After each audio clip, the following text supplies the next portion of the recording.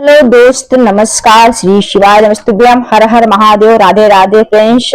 मैं पूजा पांडे अपने चैनल में आप लोगों का बहुत बहुत स्वागत करती हूँ फ्रेंड्स। तो आज की वीडियो में फ्रेंड्स हम यही जानेंगे कि वैशाख माह कब से प्रारंभ हो रहा है, वैशाख माह का महत्व क्या है, वैशाख माह में कौन से नियम धारण करें, वैशाख माह के उपाय क्या हैं, वैशाख माह में हमें क्या क्या चीजों का दान करना चाहिए और स्नान दान कैसे करें।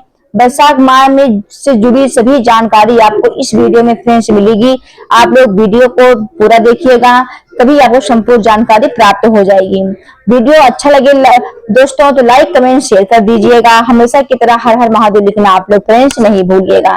तो फ्रेंड्स आइए, अगर आप चैनल पर नए आए हैं फ्रेंड्स तो आप चैनल को सब्सक्राइब कर लें, जिससे कि नोटिफिकेशन अगले वीडियो का आपके पास जल्दी पहुंच सके और सभी उपायों को कर सकें फ्रेंड्स। तो चलिए जानते हैं वैशाख माह में कौन से कार्य हमें करने चाहिए, कौन से कार्य नहीं करने चाहिए। फ्रेंड्स, वैशाख माह सबसे पवित्र पावन कहा गया है, माह कहा गया है। वैशाख माह में भगवान विष्णु को सबसे प्रिय माह कहा गया है। जैसे कि कार्तिक माह हुआ, माघ मास हुआ, वैशाख माह, इन तीनों माह में भगवान विष्णु को अति प्रिय है। और वैशाख माह को माधव माह भी कहा जाता है फ्रेंड्स। और जैसे कि विष्णु भगवान माँ लक्ष्मी की पूजन आराधना इसमें करने का विशेष महत्व है फ्रेंड्स।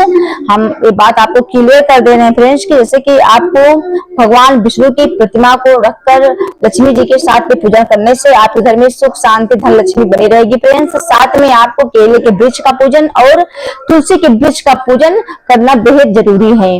और तुलसी पेड़ लगाने का भी विशेष महत्व वैशाख माह में फ्रेंड्स, क्योंकि तुलसी में भगवान विष्णु का निवास होता है, माँ लक्ष्मी का निवास होता है। और इनकी पूजन आराधना करने जैसे आप कार्तिक माह में पूजन करते हैं फ्रेंड्स, इसी तरह आपको वैशाख माह में भी विष्णु भगवान, माँ लक्ष्मी और तुलसी केले के वृक्ष की पूजन करना विशेष अनिवार्य है फ्रेंड्स। और वैशाख माह जिसमें बहुत बहुत ही महत्व है।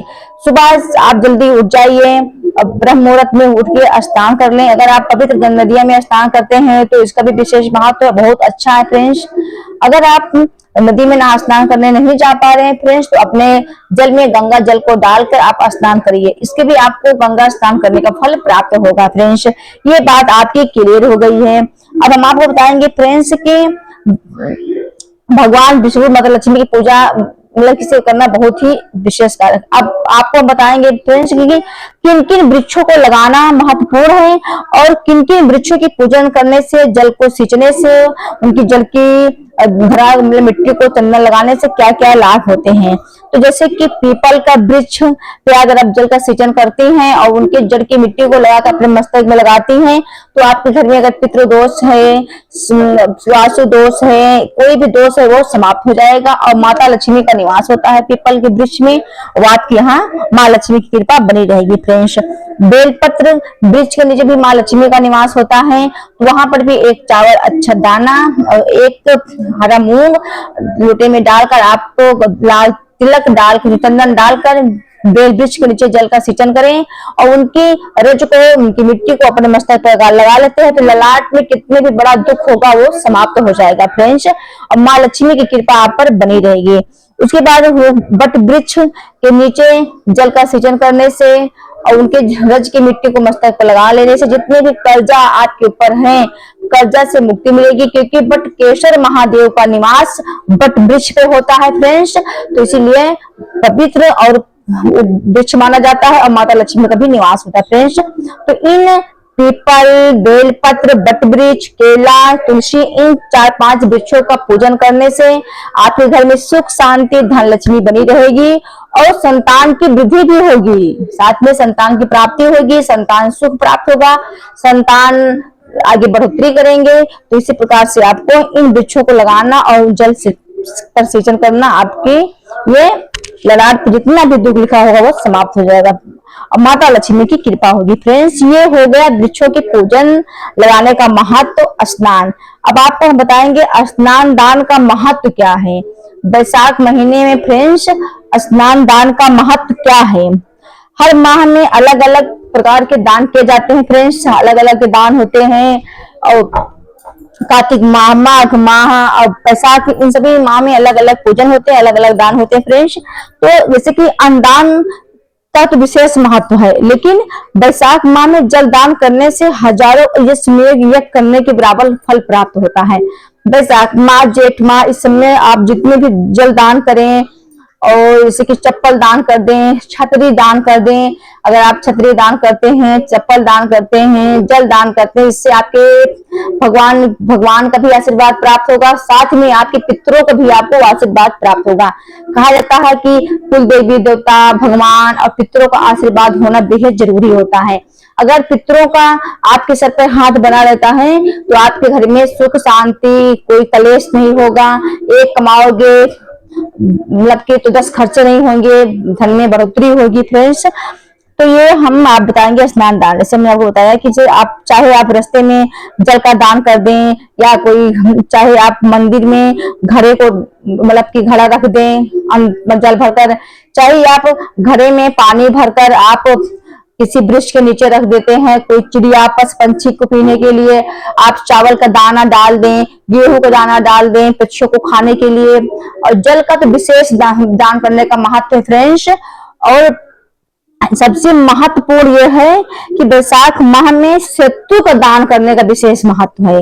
इसमें कहा गया है कि आप जितना सत्तू का दान करते हैं, राजलोटे इंसान को, कोई जरूरतमंद इंसान को आप दे देते हैं, शिवलिंग पे अगर आप समर्पित करते हैं, शिव जी को सत्तू का जल समर्पित करते हैं, गन्ने का जल समर्पित करते हैं, तो बेल का जल समर्पित करते हैं, इससे भी आपको बहुत ही महत्वपूर्ण है फ्रेंड्स। तो ये हो गया जल दान घड़ा। और एक बात और है फ्रेंड्स, आप लोग ध्यान से सुनिएगा, जैसे कि वैशाख माह में शिव जी की आराधना करने का भी विशेष महत्व है फ्रेंड्स।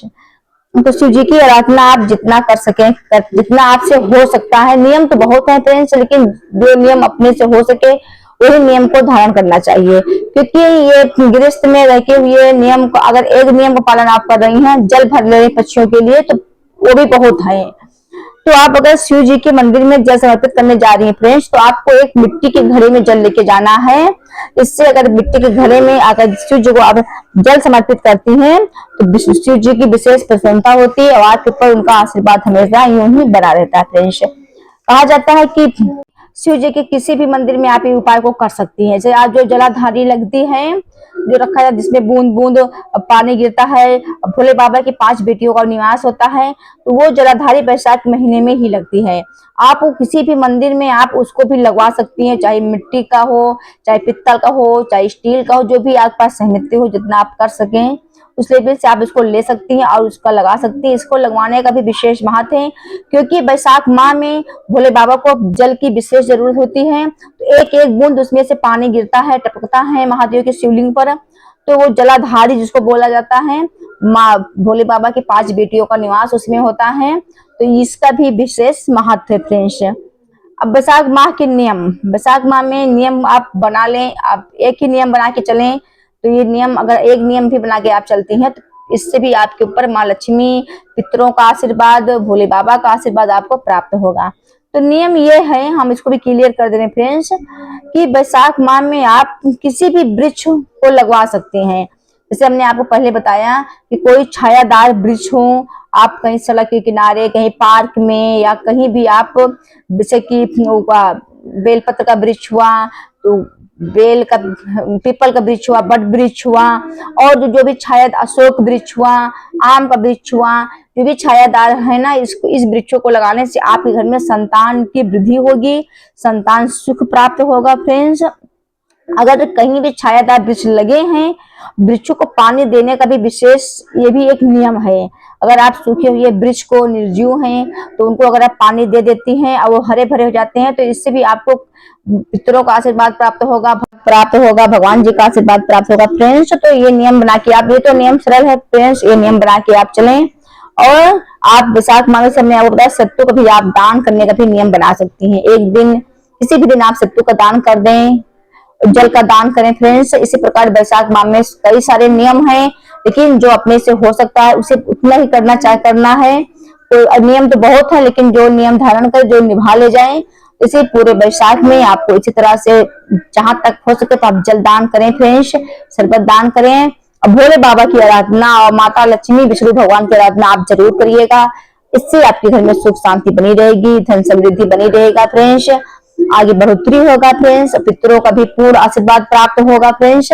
जिसे आप लोगों को वीडियो अच्छी लगी हो फ्रेंड्स तो लाइक कमेंट शेयर कर दीजिएगा। कमेंट में हर हर महादेव लिखना फ्रेंड्स आप लोग नहीं भूलिएगा। वैशाख माह का हमने आपको बता दिया महात्म, नियम, दान, स्नान सरल तरीके से।